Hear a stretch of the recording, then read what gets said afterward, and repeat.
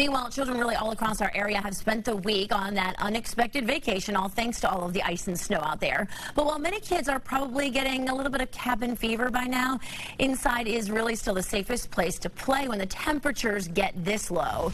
WATE 6 on your side anchor Lori Tucker has more in caring for our kids. Lori. Yeah, you know, parents are getting cabin fever too, I'm sure.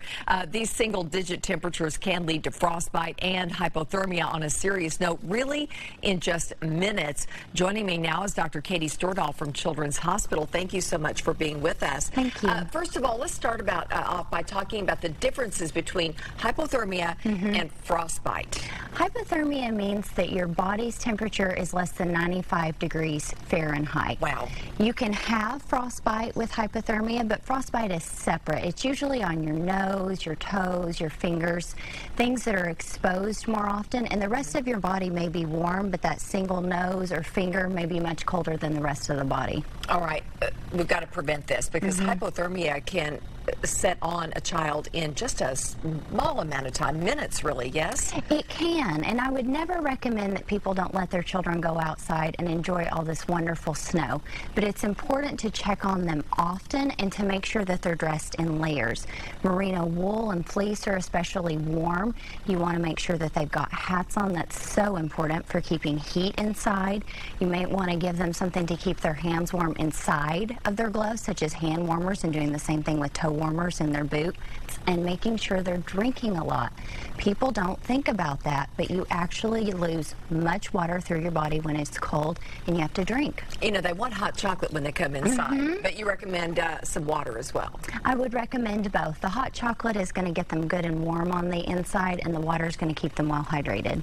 Let's talk about what can happen if hypothermia sets in. It can be so dangerous. It can be, and the warning signs are typically confusion, seeming very abnormally sleepy. The skin may feel very cool to touch.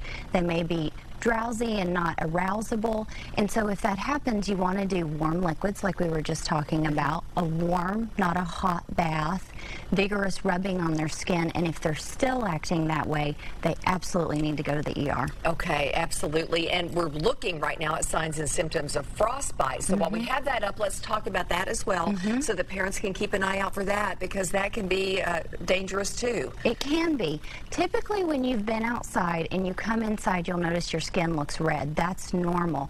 Frostbite makes your skin white and waxy or yellow, and people may not complain about pain with it. Instead, it may just be numbness. When you touch that finger or that nose, if there's frostbite, you may notice that it's abnormally cold and colder than the rest of the skin. So if you're concerned for that, put the hand, whatever the object is on the body, into warm water. You want to gently rub, not vigorously rub. As the hand or the foot starts to warm up, you may want to separate the toes and the fingers with cotton balls.